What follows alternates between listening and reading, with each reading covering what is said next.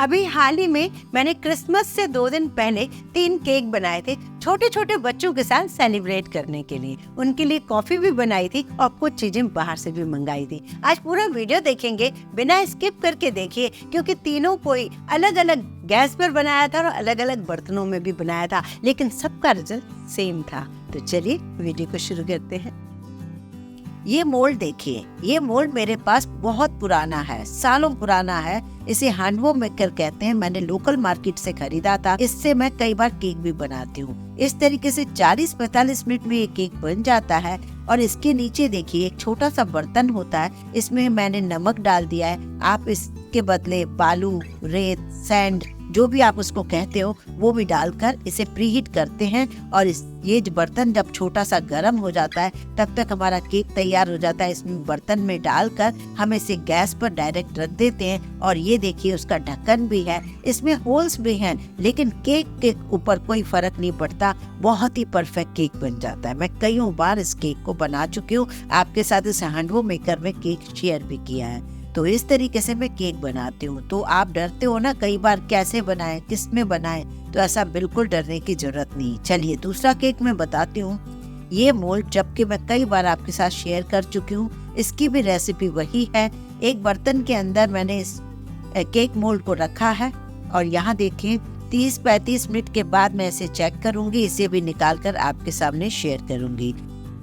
अब चलते हैं एक चायदान में केक बनाने के लिए, और उसकी भी वही रेसिपी रहेगी जो मैंने अभी ये 2 केक आपके सामने डाल दिए हैं। यहाँ मैं चायदान में इस केक को बना रही हूँ। अब आपके घर में चायदान तो होता ही होगा। थोड़ा सा ऑयल लगा लीजिए, इसके अंदर बटर पेपर लगा लीजिए। मैंने जो पहले वाले 2 केक थे ना, उसमें बटर पेपर लगाने का चांस नहीं था, तो मैं ऑयल लगाकर मैदा छिड़क देती हूँ हर तरफ से, तब भी केक बिल्कुल जलता नहीं है, परफेक्ट बनता है। तो यहाँ पर मैंने बटर पेपर लगा दिया है और यहाँ मैंने उसे सेट करके एक तरफ रख दिया है। अब यहाँ पर मैंने एक बड़ा सा बर्तन लिया है, जिसमें मैंने एक कप या कटोरी सेट कर ली है। तो यहाँ पर 1 कप पिसी हुई चीनी, जो नॉर्मल चीनी होती है ना हमारे घर में, उसे मैं पीस कर छान के रख देती हूँ। तो 1 कप चीनी डाल दिए, आधा कप फ्रेश दही डाल दिया, जो दही भी हमारे घर में आता है। दोनों को मिक्स कीजिए और इसमें 1/3 कप ऑयल, मतलब 1 कप का तीसरा हिस्सा आप ऑयल डाल दीजिए, रिफाइंड ऑयल। मतलब आप ऑलिव ऑयल डाल सकते हो, देसी घी को मेल्ट करके डाल सकते हो, बटर को मेल्ट करके डाल सकते हो, या फिर रिफाइंड ऑयल डाल सकते हो, जिसमें बहुत ज्यादा कोई फ्लेवर नहीं होता है।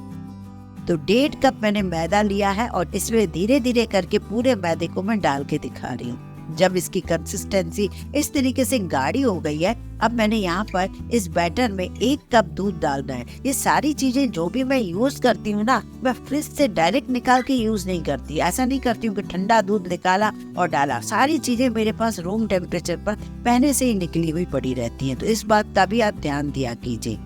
1 से 1.5 table spoon vanilla custard powder डाला है, क्योंकि आज मेरे पास वेनिला एसेंस नहीं था, तो ये बहुत ही बेस्ट है। इसमें एसेंस भी हो जाएगा और न कलर भी बहुत सुंदर आएगा। तो 1 से 1.5 चम्मच जब आप इसमें कस्टर्ड पाउडर डालेंगे, तो कंसिस्टेंसी भी बिल्कुल परफेक्ट बनेगी और बहुत ही परफेक्ट केक बनेगा।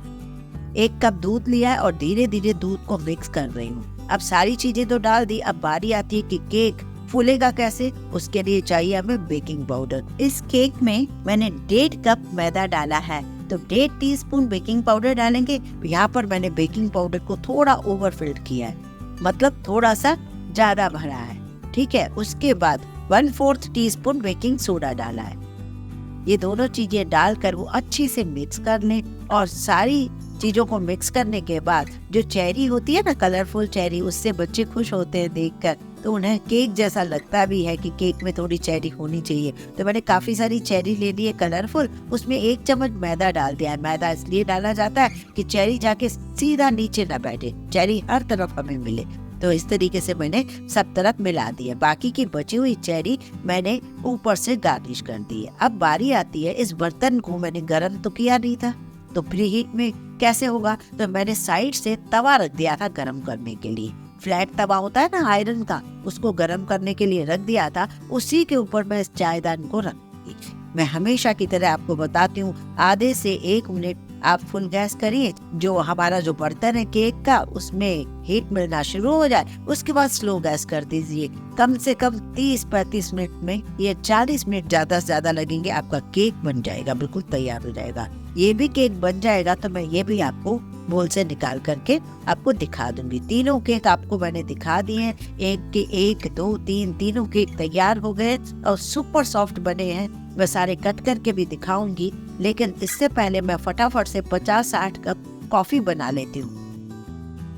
मैंने दूध को तो काफी देर से गैस पर उबालने के लिए रख दिया था। इसमें चीनी डाल देती हूँ और कॉफी मिलाकर मिक्स कर देती हूँ और एक हॉट केटली में डालकर रख देती हूँ। और पेटीज भी साथ में मंगवा ली है, 60 पेटीज, और चॉकलेट भी मंगवा ली है क्योंकि बच्चे चॉकलेट से बहुत खुश होते हैं। इस तरीके से सारी चीजें मेरी तैयार हो गई हैं।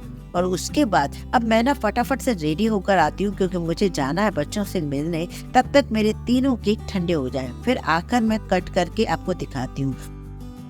लीजिए, रेडी होकर मैं आ गई हूँ। अब तीनों केक परफेक्ट हो गए, 18-18 पीस करके 50 पीस से ज्यादा ही हैं। तो ये भी मैंने एक बड़े बॉक्स में डालती जा रही हूँ। ये देखिए, तीनों केक मैं आपको कट करके दिखा रही हूँ। सारे केक परफेक्ट बने, किसी में कोई प्रॉब्लम नहीं आई है, अंदर नहीं दबे हैं, अंदर से कच्चे नहीं है, बहुत ही परफेक्ट। कलर कितना बढ़िया आया।